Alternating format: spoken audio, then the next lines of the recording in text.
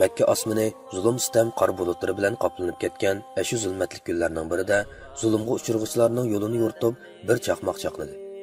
U bo'lsa-mu Hamza ibn Abdul Muttalib radhiyallohu anhuning musulmon bo'lishi bilan g'arib bechoralar qalbida chaqnagan shodlik chaqmoqi edi. Hamza Bi'satning 6-yilining oxirlarida musulmon bo'ldi. Uning shu yili Zulhajja oyida musulmon bo'lganligi to'g'riroq. Uning musulmon bo'lish jarayoni mundoq bo'ldi. Bir kuni Abu Jahl Safa tig'ida Rasulullohning yonidan o'tib ketib, uni nihoyat sat tillar bilan haqoratladi. Buningga qarta Rasululloh gap qilmay jim turgan edi. U texmo azvaylab, qo'liga bir tal toshni ilib, Rasulullohning beshiga yeliq tosh bilan urib, uning beshini yerivatdi. Hatto shulqirab qon iqib ketdi. Ondan u Ka'ba yonidagi Qurayshlarning majlis o'rniga qaytib, ashular bilan birga o'ltirdi. Abdullah ibn Jad'onning bir dediki, Safa tig'idagi to'ralg'usida yuqorqi ahvollarni boshdan oxir ko'rib turgan edi. Hamza o'qiya yaroqlarini ta'tir esib, o'dan qaytib kelayotganda, yelqididek Hamzaga Abu Jahlning Rasululloh qilgan nohaq yo'lsizliklarini ko'rgan peti aytib berdi. Buni anglagan Hamzaning qattiq g'azabi o'rladi-da, Abu Jahlni izlab yurgan peti ketib qoldi. U Quraysh ichida g'ururi eng kuchli azamat edi. U hech bir og'uni to'xtamadi. Qarg'anda u Abu Jahlni uchratsa, eli qo'l soladagandek qilibdi. U masjidga kirgan peti Abu Jahlning yoniga kelib to'xtadi va uningga: "Ey jigdichi qerining bolasi, texsan mening qerinishimning o'g'lini tillawatamsan, holbuki men uning dinida tursam", dedi. Ondan uning kallasiga o'qya bilan urib, uning kallasini yerivatdi. Natijada Bani Mag'zum, ya'ni Abu Jahlning qabilasi kishilari bilan Bani Hashim kishilari qo'zg'alib ketdi.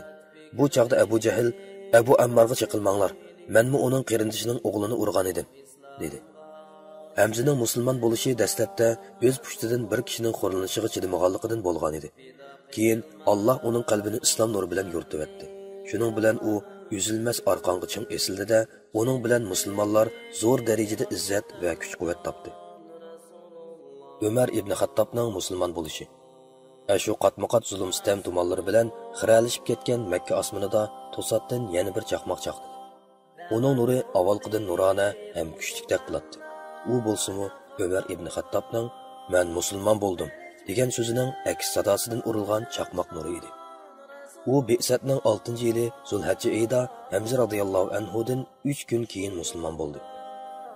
Payg'ambar alayhisalom uning hidoyat tepishiga duo qilgan edi. Imom Tirmizi Ibn Umar radhiyallohu anhudan va Tabrani Ibn Mas'ud va Anaslardan naql qilgan hadisda Payg'ambar alayhisalom duo qilib: "Ey Alloh, islom dinini Umar ibn Xattob yoki Abu Jahl ibn Hishamdan iborat 2 kishining sanga yaqinroq biri bilan azizligin", degan edi. Bu 2 kishining ichida Umar ibn Xattob Allohga bakroq yaqin ekan, deyilgan. Umarning musulmon bo'lish jarayoniga oid hadislarning har qaysi taraflariga cho'nqur nazar silib ko'rganimizda, uning qalbiga islom nurining daxil bo'lishi tadrijiy bo'lganligi ma'lum. Lekin gapning xulosasini bayon qilishdan avval bu zotning ruhiy dunyosidagi keskin jang qilayotgan murakkab ideviy to'qinish va davolg'ishlarni so'zlab o'tishga to'g'ri keladi. Umar radhiyallohu anhu mijozi chus, qaram tabiatligi bilan hammaga tunishliq teman kishi edi. O'z vaqtida musulmonlar uning dardini oz tortmagan. Ahvoldan qaraganda Umar radhiyallohu anhuning ko'nglida qarma-qarshi his tuyg'ulari keskin tirkishib ketgan.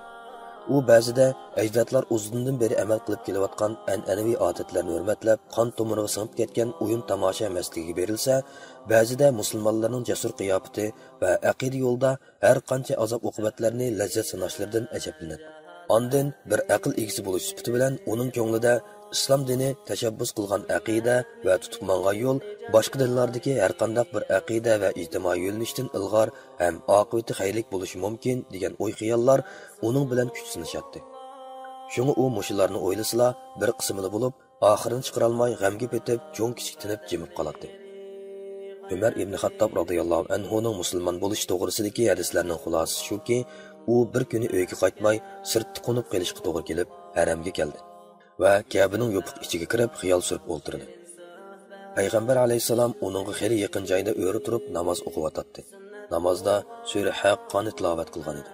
Shuning bilan Umar Qur'onni tinglab, go'zal fasohatidan zo'q elishga boshladi. U mundaq degan: "Azbiroy Xudo, men ko'nglimda bu chuqum Qurayshlar aytganidek shoir deydim." U o'qib kelib, qiroatining davomida: "Bu Qur'on albatta hurmatli payg'ambarning Allohning dargohiga yetkazgan so'zidir. U shoirning so'zi emasdir. Sizlar nihoyat oz kishilisizlar. Qur'oni Karim Sura Haqqa 40 va 41 oyatlarni tilovat qildi. Men ko'nglimda undoq bo'lsa, cho'qim koin, ya'ni chiroqchi dedim. U koinning so'zi emas. Sizlar nihoyatda oz nasihat olasizlar. U olamlarning Parvardigori tomonidan nozil qilingandir. Qur'oni Karim Sura Haqqaning 42 va 43 oyatlarini oxirigacha o'qidi. Shuning bilan mening qalbimga islom nuri tajalli qilib kirdi. Mana bu islom nurining Umarning qalbiga tunji qatim big' urib kirishi edi. Lekin uningdagi jaholiyat iqimiga bo'lgan moyillik, koni an'anaga bo'lgan aqida va ajdodlarning yo'liga varislik qilish ideyasining qora ko'langilari uning qalbida o'rtayotgan haqqoniyat yolqinini yepib olganlikdan u bu qora ko'langi orqasiga yo'gilib qolgan pok his tuyg'ularga parvo qilmasdan islomga qarshi harakatini davomlashtiravergan edi. Umar tabiatning ittikligi va Rasulullohga bo'lgan o'chmanligining qattiq kuchligidan bir kuni qilichini qinidan sug'urib, Rasulullohni o'ltirishni ko'ngliga pukib uydan chiqdi.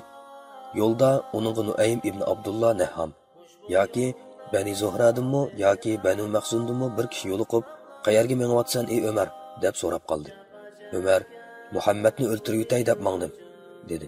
U kishi "Muhammadni o'ltirib qo'ysang, Bani Hashim jamoati va Bani Zuhra jamoati seni aman qo'ymasmikin?" dedi. Umar "Senmi o'z diningni tashlab murtad bo'lgan o'xshamamsan. Ajab Muhammadning irqini yaqilab qolding-ku" dedi.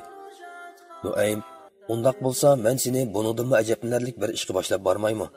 Sening hamshirang va kuyovning ikkisi yangi dinni qabul qilib, sening diningni tashlab yetishdi" dedi. Buni anglab Umar uchqandek ularning uyiga bordi. Bu chaqda ularning uyida Habbob ibn Arad qo'lida Sura Toha bitilgan qog'ozni tutib qoldi, ularga Qur'on tilovat qilib berib o'ltiradi. U xilidan beri mushu uyga kelib, ularga Qur'on o'qitib qo'yib ketadi. Habbob Umarning oyoq tegishini anglabla uyining bir bulog'iga mo'kinib oldi. Fatima, ya'ni Umarning hamshirasi, ilq Sura Toha bitilgan varaqni palasning ostiga tiqibdi. Umar uyga yaqinlab kelganda, u yerda Habbobning qiroat qilayotgan ovozini anglagan edi. Shunga u uyga kiribla, "Men bayam yeninglarda angladim, kimning ovozi u?" deb so'roq qilishga boshladi. Er-xotin ikkilisi, "Mush ikkimizning paringa xolos, boshqa ovoz anglamadik" deb javob berishdi. Umar, "Ahvoldan qaraganda, sizlar ikkalan o'z dininglarni tashlab murtad bo'lgan o'xshaysizlar" dedi. Shuning bilan uning kuyog'li, "Ey Umar, agar haqiqat sening diningning g'ayrati bo'lsa, qandoq qaraysan?" dedi. Umar g'azab bilan etilib berib, kuyog'lini yiqitib, ostiga besilib, butun kuchi bilan mushlig'ini turdi. Bu chaqda uning hamshirasi Fatima kelib, Umarni yo'ldishining ustidan ittiribdi. Umar uning yuziga ta'tir mush bilan birini qo'yib, etildiribdi. Uning eg'iz burunlaridan qon eqishga boshladi. Ibn Ishoqning rivoyatida Umar hamshirasining beshiga urib yerivatgan deyiladi. Shuning bilan u darg'azab bo'lib, "Ey Umar, agar haqiqat sening diningning g'ayrati bo'lsa-chi, men Allohdan boshqa hech iloh yo'q. Muhammad alayhisalom Allohning bandisi va payg'ambaridir deb guvohlik beraman" dedi. Umar bularning musulmon bo'lganligini jazmlashtirdi va singlisining chiroyidan eqiyotgan qonlarni ko'rib, qattiq pushaymon qildi va xijolat his qilib, "Ilqi varqinglarni elinglar, men o'qib ko'ray" dedi. Fatima uningga yig'ilgan holda, "Sen degan bitorat, nejistursan. Uni xohlagancha tutishga bo'lmaydi. Shunga avval g'usl tahorat elib kel. Ondan" dedi. Umar o'rnidan turib, g'usl tahorat elib keldi. Ondan ilqi varaqni qo'liga elib o'qishga boshladi. "Nihoyat shafqatlik va mehribon Allohning ismi bilan boshlayman." Umar buni o'qib, "Nihoyat yaxshi go'zal ismlar bu" dedi. Ondan Sura Tohani o'qishga boshladi. Hatto u Allohning "Men haqiqatan ibodatga loyiq Allohdirman. Mendan boshqa hech ma'bud yo'qdir. Yolg'iz menga ibodat qilgin. Meni zikr qilish uchunla namoz o'qigin." Qur'oni Karim Sura Toha 14-oyatga kelibdi. "Bu nima degan shirin kalom? Bu nima degan ulug' so'z? Meni Muhammadning qishig'i boshlab beringlar" debdi.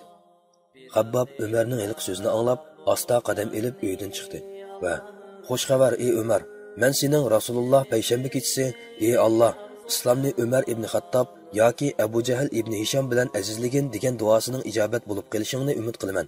Rasululloh hozir Safa tig'ining yanida bir qo'rg'ida" dedi. Shuning bilan Umar qo'lidagi yalan qilishni g'ilobga silib, yeniga osdi. Ondan Habbob aytib bergan hilqi qo'rg'ga qarab yurib ketdi. U bir hazodan keyin hilqi qo'rg'ini izlab tepib darvozasini chekdi. Biraylan darvozaning yo'chiqidan qarab, Umarning qilich osgan holatda darvoza oldida turganligini ko'rdi-da, darhol qaytib kirib Rasulullohga xabar qildi. Qoro ichida ozoda o'ltirishganlarmi gurrida jam bo'ldi. Hamza radhiyallohu anhu bu taroq-turuqni ko'rib, "Sizlarga nima bo'ldi?" deb so'raydi. Ular "Umar kepti" deyishdi. Hamza "Umar kelsa nima bo'pti? Ishni echinglar. Agar yaxshi niyatda kelgan bo'lsa, bizmi yaxshilik qilamiz. Navoda yomon niyat bilan kelgan bo'lsa, o'z qilichi bilan o'zini uzitamiz" dedi. Bu chaqda Rasulullohga vahiy nozil bo'layotgan bo'lib, uyning ichkarisida edi. U Umarning oldiga chiqib, uning bilan tashqarqi uyda uchrashdi va uning qilich osadigan bel tasmasidan tutib qattiq yushidi va mundaq dedi: "Ey Umar, Alloh sening haqqingda Valid ibn Mughira haqida nozil qilgandek, seni rasvo qiladigan azob uqubat oyati nozil qilmoqcha bu yomon paylingdan yonmamsan. Ey Alloh, mana bu Umar ibn Xattob. Ey Alloh, islom dinini Umar ibn Xattob bilan azizligin" dedi. Shuning bilan Umar "Men Allohdan boshqa hech iloh yo'q. Muhammad alayhissalom Allohning bandisi va payg'ambaridir" deb guvohlik beraman, deb musulmon bo'ldi. Qo'rodikilar buni anglab, hayojonini bosolmay "Allohu akbar" deb to'g'libatdi. Bu ovozni Ka'ba atrofida yig'ilishib o'tirgan mushriklarmi angladi. Umar roziyallohu anhu g'ururi kuchli, keskin odam edi. Shunga uning musulmon bo'lishi mushriklar orasida ig'ir xursinish va o'ng'aysizlanish kayfiyati paydo qildi. Musulmonlarga bo'lsa izzat hurmat va shod-xuramlik libosini kiydirdi. Ibn Ishoq Umar radhiyallohu anhudan rivoyat qilgan hadisda mundaq deyiladi: "Men islomga musharraf bo'lgandan keyin ko'nglimda Makkaliklardan Rasulullohga hammadan bak o'chmanlik qildiganlarni tasqab o'tkizdim. Dedimki, Abu Jahl Rasulullohga bak o'chlik qildi. Men uning uyiga berib, eshigini qoqdim. U chiqib, "Ey Umar, seni qaysi shamol uchirib keldi?" dedi. Men uningga, "Men sana o'zimning Allohga va Allohning payg'ambari Muhammad alayhisalomga iymon keltirganligimni va u elib kelgan dinga chin tutib ishonganligimni uqtirib qo'yay deb keldim" dedi. U ishni yuzimga daqqa deb o'tib, "Yo'qol, ko'zimda yo'qol. Xudo senimi, sen elib kelgan xabaringni xayrli qilmasin" dedi. Ibn Javziyning rivoyat qilishicha, Umar radhiyallohu anhu mundaq degan: "Mushriklar avam xalqdan bir kishining musulmon bo'lganligini anglasa, uningga hammasi o'lishib uratdi. Ammo bir odamning hamma odamga taqobil turishga madori yetmaydi. Men musulmon bo'lgan chig'imda tag'am As ibn Hishamning qishig'i bordim va uningga o'zimning musulmon bo'lganligimni uqtirib edim. U javob qaytarmayla uyga kirib ketdi." Umar yana mundaq degan: "Ondan yana Quraysh katibashlaridan birining qishig'i, balkim Abu Jahl bo'lsa kerak. Uning yoniga bordim va uningga o'zimning islomga musharraf bo'lganligimni dedim. U o'rilib kirib ketdi." Tarixshunos Ibn Hisham va Ibn Javiz xulosalangan holda mundaq deyishdi: "Umar musulmon bo'lgandan keyin Jamil ibn Ma'mar Jumahi degan kishining qishig'i berib, o'zining musulmon bo'lganligini uqtirib qo'ydi. U Quraysh xalq ichidagi gap to'shish mohiri edi. Shuning bilan u butun ovozi bilan Umar murtad bo'pti deb to'lig'ili turdi. Umar keynida turib, "Bu yolg'on aytidi. Balki men islomga musharraf bo'ldim" deydi.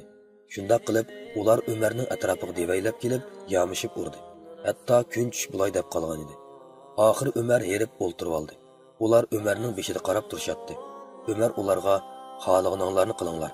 Alloh bilan qasamki, agar bizning sonimiz ko'proq bo'lgan bo'lsa, sizlarni qoyil qilmoqchi bo'ldi qilmaydim" dedi. Mushu voqeadan keyin mushriklar Umarni o'ltirmoqchi bo'lishib, uning uyiga bostirib bordi. Imom Buxoriy Abdullah ibn Umar radhiyallohu anhudan rivoyat qilib mundaq deydi: "Bir chaqda Umar Qoroda biz bilan birga edi. Qaraganda u toza xotirjam emasdek qiladi. Uchtim tut Qoroga As ibn Vail kirib keldi. U ustiga yo'lliq raxta rido va yipakdan kashlangan ko'ylak kiyib olgan edi. U Ibn Sahmi jamoatidan bo'lib, azaldan bizning ittifoqdoshlarimiz edi. U kiribla atamga, "Sana nima bo'ldi?" deb so'radi. Umar, "Sening tarafdorlaring meni musulmon bo'lganligim uchun o'ltirmoqchimish" deb javob berdi. As, "Mumkin emas. Men hargiz yo'l qo'ymayman" dedi-da, Qorodan sirtqa chiqdi. U mush gapni qilgandan keyin meningmi yurkim joyiga tushdi. Qarasam, odamlar sallak eqib kelib yetibdi. As ularni oldini to'sib, "Nega borsizlar?" deb so'radi. Ular Umarning uyiga, ashu murtadning uyiga deb javob berishdi. As ularga, "Men uningga yo'l qo'ymayman" dedi. Halqi g'avg'ochi odamlar bir-birlab qaytib ketishdi. Ibn Ishoqning rivoyatida Alloh bilan qasamki, ular Umarning atrofidan soldirilgan kiyimdekla yo'qolishdi deyiladi. Mana bu mushriklar orasida paydo bo'lgan davolg'ush va malmonchilik. Mujohid Ibn Abbosdan naql qilgan hadisda mundaq deyiladi: Men Ömer ibn Xattobdan sen nima uchun Faruq deb atalding deb so'rasam, u Hamza mendan 3 kun burun musulmon bo'pti ekan, dedi. Ondan u o'zining musulmon bo'lish jarayonini so'zlab berib, mundaq dedi. Men, ya'ni musulmon bo'lgan chig'imda, ey Rasululloh, biz o'lsakmi haqiqat ustida, yashasakmi haqiqat ustida yashaymiz emasmi? degan edim. Rasululloh, albatta shundoq. Alloh bilan qasamki, sizlar o'lsanglarmi, yashasanglarmi haqiqat ustida o'lib tirilsizlar, dedi. Bu chaqda men yo'shirinib yurishning nima hojati?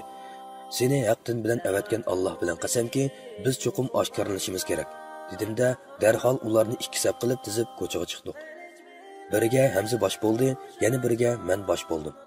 Hayvi bilan qadam tashlab ilgirlab, oxiri masjidga kirib o'ltirdi. Qurayishlar meni va Hamzani musulmon sepida ko'rib, mislsiz xursindi. Qattiq musibatnak bo'lishdi. Shu kuni Rasululloh meni Faruq, ya'ni haq-nohaqni ayiruvchi deb atab qo'ygan, dedi. Abdullah ibn Mas'ud mundaq degan: Biz Ömer musulmon bo'lgan qadar Ka'ba yanida oshkora namoz o'qishga petinolmaydi. Suhayb ibn Sinan Rumi radhiyallohu anhudan rivoyat qilgan hadisda u mundaq degan: Ömer musulmon bo'lgandan keyin islom oshkora bo'ldi. Biz shuningdan boshlab ochiq oshkora da'vat elib bora oldik.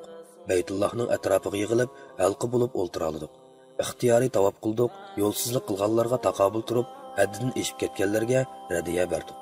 Abdullah ibn Mas'uddan rivoyat qilingan hadisda u biz Ömer musulmon bo'lgandan beri qaddimiz ko'tarilib azizlanib qoldik, degan.